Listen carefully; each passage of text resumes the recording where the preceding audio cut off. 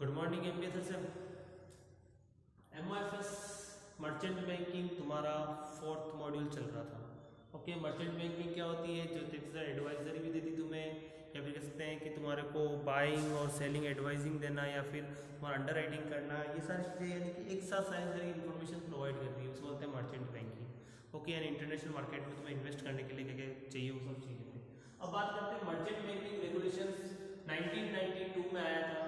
Merchant banking regulations जब क्या हुआ था देखिए, ये कहता है कि SEBI merchant bankers regulations act 1992 define a merchant banker as any person who is engaged in business of issue management, यानी कि जो भी इशू मैनेजमेंट के बिजनेस में लगा हुआ है वो तुम्हारा क्या कहलाता है? मर्चेंट बैंकर कहलाता है। ठीक है, either by making agreement regarding selling, buying, subscribing to securities and acting as manager, यानी कि ये कह रहा है कि तुम्हारा इशू मैनेजर वो किसी भी मेकिंग एग्रीमेंट करता हो रिगार्डिंग सेलिंग पे, बाइंग पर, सिक्योरिटी सब्सक्राइबिंग सिक्योरिटीज या सब्सक्राइब करता हो, या acting as a manager, consultant, या फिर कह सकते हैं एडवाइजर, या फिर रेंडरिंग कॉर्पोरेट एडवाइजरी, यानी कि रेंडर यानी कि प्रोवाइड करता हो कॉर्पोरेट एडवाइजरी, तो वो services in relation to such issue management, ये सारे क्या कहलाते हैं? इशू मैनेजमेंट की सर्विसेज कहलाती है।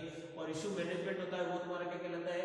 मर्चेंट बैंकर कहलाता है। ये सारे इश्यूज है, इन सबको सॉल्व करने के लिए कौन होता है? मर्चेंट बैंकर होता है। कौन कौन से? या तो क्या कर रहा है? सेलिंग के रिलेटेड, या बाइंग के related, subscribing to securities, acting as manager, consultant, adviser, या फिर रेंडरिंग कॉर्पोरेट एडवाइजरी, रेंडर कर रहा हो कॉर्पोरेट एडवाइजर, तो वो तुम्हारा क्या कहलाता है? इशू मैनेजमेंट कहलाता है। ठीक है, अब यहाँ पर मर्चेंट बैंकिंग रेगुलेशन यानी मर्चेंट बैंकिंग का लाइसेंस लेने के लिए क्या करना पड़ता है? सर्टिफिकेट लाइसेंस लेने के लिए तुम्हारे पास है, जैसे कि यहाँ पर ये कह सकते हैं कि या तो तुम क्या करो, लाइसेंस लो, या किसी ऑर्गेनाइजेशन के लाइसेंस के बिहाफ पर तुम वर्क कर सकते हो। अब यहाँ पर जैसे कि मैं कहता हूँ कि अगर तुमने लाइसेंस ले लिया, ऑब्टेनिंग की लाइसेंस सर्टिफिकेट, यानी तुम्हें रजिस्ट्रेशन ऑब्टेनिंग करना है सर्टिफिकेट, तो तुम्हें कुछ पहला क्या होता है कि तुम्हें क्या करना होगा? कुछ फुलफिल करने होंगे। पहला तुम्हें क्या अप्लाई करना होगा? जो प्रिस्क्राइब्ड फॉर्मेट है, यानी कि जो एप्लीकेशन फॉर्म में उसमें उसको क्या करना है? अप्लाई करना पड़ेगा मर्चेंट बैंकर्स के लिए, मर्चेंट बैंकिंग के लिए। और फिर दो जो कंडीशंस है, ये दोनों कंडीशंस को तुम्हें क्या करनी होगी? फुलफिल करनी होगी। पहली कंडीशन है ऑपरेशनल कैपेबिलिटीज, और सेकंड कंडीशन है कैपिटल एक्यूरेसी नॉर्म्स, यानी कि पहले तुम्हें क्या करनी होगी? ऑपरेशनल कैपेबिलिटीज, यानी कि तुम्हारी कैपेबिलिटी है ऑपरेशंस करने की, यानी चालू करने की या नहीं, उसको तुम्हें बताना होगा किस कैटेगरी में तुम्हारे, और उसके अकॉर्डिंग तुम्हें मर्चेंट बैंकर्स की लाइसेंस मिलेगा, सर्टिफिकेट मिलेगा, रजिस्ट्रेशन सर्टिफिकेट।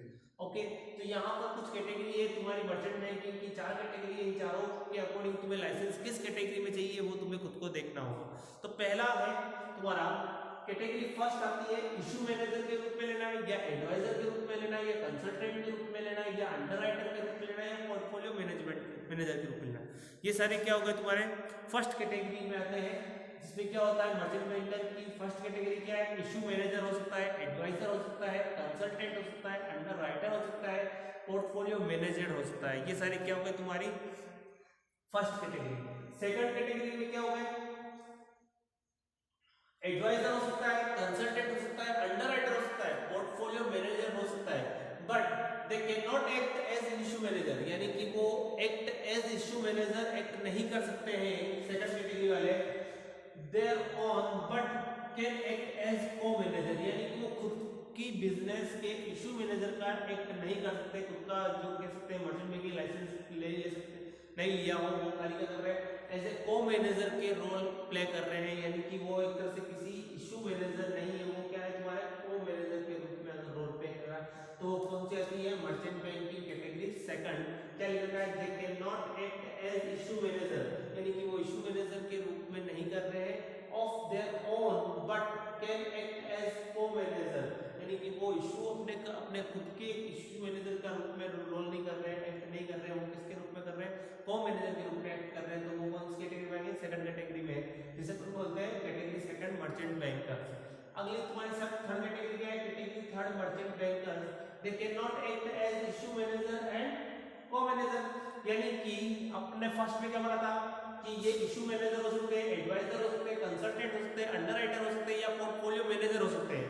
सेकंड कैटेगरी में क्या है? कंसल्टेंट हो सकते हो, अंडर राइटर भी हो सकते हो, पोर्टफोलियो मैनेजर भी हो सकते हो, बट तुम इशू मैनेजर नहीं हो सकते हो। तुम क्या कहलाओगे? को manager.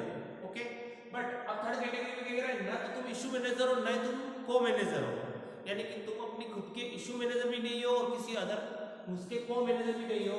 They can not undertake the activities of portfolio manager, मेरे फ्रेंड। यानी कि ये कह रहा है तुम तीन चीजों के लिए एक्ट नहीं कर सकते। एक तो इशू मैनेजर के रूप में एक्ट नहीं कर सकते हो, एक को मैनेजर के रूप में एक्ट नहीं कर सकते हो, और एक तुम पोर्टफोलियो मैनेजमेंट की एक्टिविटीज को भी नहीं कर सकते हो। यानी कि अब तुम्हारे पास थर्ड कैटेगरी में कौन कौन हो सकता है? एडवाइजर हो सकता है, कंसल्टेंट हो सकता है और अंडर राइटर, ये तीनों ही हो सकते हैं। वो किस कैटेगरी में आएंगे? तुम्हारी थर्ड कैटेगरी में। ओके, और फोर्थ कैटेगरी में क्या होगा कि तुम्हारे पास में फोर्थ कैटेगरी में कह सकते हैं कि ये एक तरह से कंसल्टेंट और एडवाइजर ही होंगे, यानी कि अंडर राइटर भी नहीं होंगे। ये कहोगे ओनली कंसल्टेंट या फिर adviser to an issue of capital, यानी कि ये खाली क्या करेंगे? तुम्हें कंसल्टेंट करेंगे या फिर एडवाइस देंगे किसके रूप में? इशू ऑफ कैपिटल, यानी कैपिटल के रिलेटेड कोई भी इशू होंगे उस पर क्या करेंगे? तुम्हें एडवाइस देंगे या फिर कंसल्टेंट कर सकते हैं। ओके, समझ गया? फोर्थ कैटेगरी में कौन होता है? खाली एडवाइजर और कंसल्टेंट, ये दोनों ही हो सकते हैं और कोई नहीं हो सकता है, एडवाइजर और कंसल्टेंट। फर्स्ट क्या हो गया? इशू मैनेजर हो सकता है, एडवाइजर हो सकता है, कंसल्टेंट हो सकता है, अंडर राइटर हो सकता है, पोर्टफोलियो मैनेजर हो सकता है। ओके, सेकंड कैटेगरी में क्या हो गया? इशू मैनेजर भी हो सकते हो, खाली को मैनेजर हो सकते हो। ओके, थर्ड कैटेगरी क्या होता है कि ना तो इशू मैनेजर ना को मैनेजर, और ना ही तुम किसके पोर्टफोलियो मैनेजमेंट की एक्टिविटीज को कर सकते हो। ठीक है, अब फोर्थ कैटेगरी क्या कहती है कि तुम ओनली क्या हो? एडवाइजर या फिर कंसल्टेंट के रूप में काम कर सकते हो, वो भी कैपिटल से रिलेटेड इशू पर। ओके, अब बात करते हैं कैपिटल एक्यूरेसी नॉर्म्स क्या होती है। The capital accuracy norms is in the term of minimum net worth, यानी कि ये किसको शो करता है? तुम्हारी मिनिमम नेट वर्थ कितनी होनी चाहिए, कितने का रेशियो होना चाहिए, कितनी तुम्हारी कैपिटल होनी चाहिए, वो सब चीज कौन बताता है? कैपिटल एक्यूरेसी नॉर्म बनती है। अब यहाँ पर अगर तुम्हें मर्चेंट बैंकिंग का एक फ्रेश रजिस्ट्रेशन करवाना है तो तुम्हें कितनी फी देनी होगी? 5 लाख। तुम्हारी फीस कितनी होनी चाहिए? 5 lakh with in 15 days of receipt of intimation form, यानी कि तुमने जो इंटीमेशन फॉर्म मिलेगा तुम्हें उसके 15 दिन के अंदर अंदर तुम्हें कितनी 5 लाख रजिस्ट्रेशन फी पेमेंट करनी होगी। ओके, अगला, अगर तुमने अपने रजिस्ट्रेशन पहले से करवा रखा है बट तुम्हें उसे रिन्यू करवाना है तो इसके लिए तुम्हें 2,50,000 for every 3 year. Okay, suppose तुमने अभी न्यू मर्चेंट बैंक स्टार्ट किया है 5 लाख के रजिस्ट्रेशन में, यानी 3 लाख तक की तो इसकी रजिस्ट्रेशन वैलिड है, बट जैसे ही तुम्हारा फोर्थ ईयर स्टार्ट हो जाएगा तुम्हें क्या करना पड़ेगा? उसका रिन्यू करवाना पड़ेगा 2,50,000 से, जो अगले 3 साल के लिए वैलिड रहेगा। ओके, और ये जो एक्ट है सेबी ने ये एक्ट कब निकाला था? 3/9/1999, 30/9/1999 को ये एक्ट आया था, और जिसमें ये कैपिटल के बारे में बताया था कितनी कैपिटल कितनी रजिस्ट्रेशन फीस होगी और कितनी रिन्यूअल फीस होगी। ये पे करने पर ही तुम्हें रजिस्ट्रेशन मिलेगा और तुम एज ए क्या कर सकते हो? मर्चेंट बैंकर काम कर सकते हो। ओके, यहाँ तक कंप्लीट हो गया। नेक्स्ट जो वीडियो है उसमें पढ़ेंगे करंट मर्चेंट बैंकिंग, यानी करंट मर्चेंट बैंकिंग में क्या क्या चेंजेस हो रहे हैं, क्या क्या डेवलपमेंट हो रहे हैं, इसके आधार पर हमारा टॉपिक डिस्कस करेंगे। Okay, thank you.